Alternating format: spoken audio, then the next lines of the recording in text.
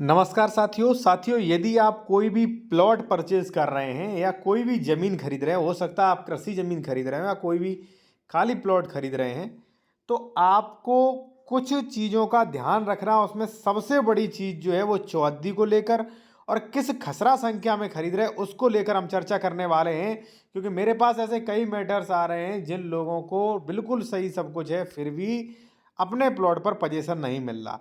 Actually वो लोग गलती कहाँ कर रहे हैं और कानून क्या है, धारा 116, 117, नियम 109, उनको आप समझ लीजिए जिससे आपके साथ ये प्रॉब्लम ना आए। अब आप यहाँ पे देख सकते हैं साथियों, उन्होंने खरीद लिया था और फिर यहाँ पे आप देख सकते हैं यहाँ पे जो है स्टे लग गया इसी प्रकार के एक विवाद पे, ठीक है ना। यहाँ पे आप देख सकते हैं ये बंटवारा का केस चला और यहाँ पे देखिए अग्रिम आदेशों तक उभय पक्ष को मौके पर यथास्थिति जो है भूमि विवादित खुर्द बुद्ध एवं जो है करने से वादित किया जाता है। यानी कि ना तो उस पर आप जो है मतलब निर्माण कर सकते और ना ही उसको जो है आप बेच सकते। तो एक्चुअली ये मैटर क्या है और कैसे आप बचें, ठीक है। मैं आपसे कहूँगा अगर आप किसी भी मैटर पे कंसल्टेशन करना चाह रहे हैं विशेषज्ञ द्वारा तो कॉन्टैक्ट नंबर वीडियो के डिस्क्रिप्शन में मिल जाएगा। या आप कहीं प्रॉपर्टी खरीद रहे, आपको डॉक्यूमेंट चेक करवाना है प्रॉपर्टी सही है कि नहीं, कोई डबल रजिस्ट्री अंश से अधिक विक्रय तो नहीं है, तो वो भी आप चेक करवा सकते हैं। कॉन्टैक्ट नंबर वीडियो के डिस्क्रिप्शन में मिल जाएगा।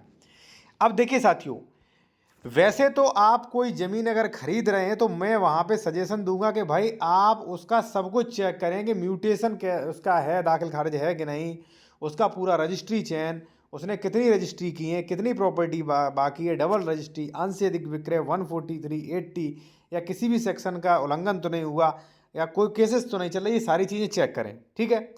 चेक कर ली प्रॉपर्टी सही है, फिर भी आप खसरा संख्याओं का ध्यान रखें। अब देखिए यहाँ पे मेन पॉइंट क्या है कि एक व्यक्ति ने 68 वर्ग मीटर जमीन खरीदी है, 68 वर्ग मीटर जमीन, ठीक है।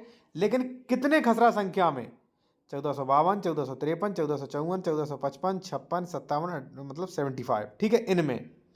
यानी कि उन्होंने लगभग 7 जगह जमीन खरीदी है, 7 अलग अलग जगह हो गई। अब आप एक बात बताइए मुझको कि आपने कोई प्रॉपर्टी खरीदी है, ठीक है, मतलब एक इस खेत में खसरा संख्या मान लीजिए 1452, मान लीजिए यही मान ले रहा हूँ, ठीक है, 2, 3 और चौथा यहाँ पे, ठीक है, पाँचवा यहाँ पे, छठवां यहाँ पे। तो इसमें आपने ज़मीन खरीदी और एक जगह यहाँ पर आपने रोड साइड जो है मान लीजिए पोजीशन ले लिया यहाँ पे, तो आपने रजिस्ट्री करवा ली। लेकिन ये सबसे बड़ी गलती हो गई है। गलती क्यों?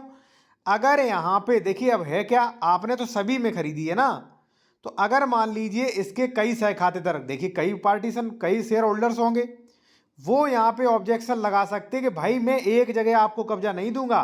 आपने 4 जगह खरीदी, 5 जगह खरीदी या 6 गांव में खरीदी, तो सब जगह अलग अलग कब्जा लीजिए। तो आपको 68 वर्ग मीटर में 20 वर्ग मीटर यहाँ लीजिए, 15 वर्ग मीटर यहाँ लीजिए, यहाँ पे लीजिए, यहाँ पे लीजिए, यहाँ पे लीजिए, यहाँ पे लीजिए, तो फिर प्लॉट का फायदा ही क्या होगा। कहने का मतलब साथियों ये है कि अगर आप कोई प्लॉट खरीद रहे हैं तो ये सुनिश्चित करें कि आप कितने खसरा संख्याओं में खरीद रहे हैं।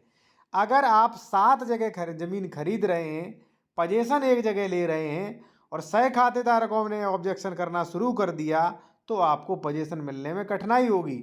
और कानून या कोई भी अधिकारी ये नहीं कह सकता कि आपको एक जगह पोजीशन दे दीजिए। मान लीजिए आपने 10 बीघा जमीन खरीदी साथियों, 7 खसरा संख्या में, उदाहरण एक और दे रहा हूं मैं, ठीक है। और मैं कहूंगा जो लोग जूनियर एडवोकेट हैं या नॉर्मल व्यक्ति हैं, रजिस्ट्री ड्राफ्टिंग के बारे में A to Z वो सीखना चाह रहे हैं, तो आप ये ई बुक कोर्स ले सकते हैं। व्हाट्सएप नंबर हमारा ये दिया गया, इसका वीडियो प्लस पूरा ई बुक भी मिलेगा आपको, ठीक है, व्हाट्सएप कर सकते हैं। इसमें आपको सब कुछ मिलेगा। देखिए अपवाद, सेल डीड मतलब महिला के नाम में स्टाम्प निकालना, कोर्ट फीस, नियम, अपवाद, सब कुछ, ठीक है, दान पत्र का एफिडेविट मतलब दान पत्र फॉर्मेट, गोदनामा, सेल एग्रीमेंट, लीज, जीपीएस, सब कुछ यहाँ पे आपको मिल जाएगा। तो ओनली 395 है, आप काफ़ी कुछ सीख सकते हैं, तो अवश्य ले सकते हैं इसको। देखिए साथियों, मान लीजिए आपने 10 बीघा जमीन खरीदी है, ठीक है, 3 भाई थे वहाँ पे, ए, बी और सी, आपने 10 बीघा जमीन खरीदी है, ठीक है। अब वो जमीन जो है अलग अलग 4 खसराओं में है, ठीक है ना, एक यहाँ पे, ठीक है, एक यहाँ पे, एक है यहाँ पे और एक है यहाँ पे। अब ए बी सी तीनों तो भाई थे, वो अपनी सहमति से जो वो रहे थे कि भाई भाई ए यहाँ पे तुम कब्जा कर लो, बी यहाँ पे कब्जा कर ले, सी यहाँ पे कब्जा कर ले, डी यहाँ पे कब्जा कर ले। अब ए ने जो है यहाँ पे, ए ने जो है वो अपना प्रॉपर्टी बेच दिया आपको, आप कब्जा पहुंचे करने। अब आप कह रहे हो नहीं मैं यहीं कब्जा करूंगा जहां ए का था, नहीं चलेगा आपका। वो कहेंगे कानून से कब्जा करिए, आपने 4 खसराओं में खरीदी, 4 में कब्जा करिए, और 4 में ही आपको कब्जा करना पड़ेगा फिर। ठीक है, वो बात एक अलग है कि ए और बी सी डी सभी आपसे सहमत हो जाएं और आप अपना बंटवारा करवा लो, कुरार डिक्लेयर करवा लो, वो बात एक अलग है। तो कहने का साथियों हमारा मतलब ये है कि आप जब जमीन खरीद रहे हैं तो कितने खसरा संख्याओं में आप प्लॉट खरीद रहे हैं, 1 में खरीद रहे हैं कि 4 में खरीद रहे हैं कि 6 में खरीद रहे हैं, सिचुएशन को भी आप समझें, वरना जब विवाद सामने आ जाएंगे तब आप कोर्ट कचहरी के चक्कर काटते फिरेंगे और कोई भी आपको बेहतर समाधान नहीं मिलेगा।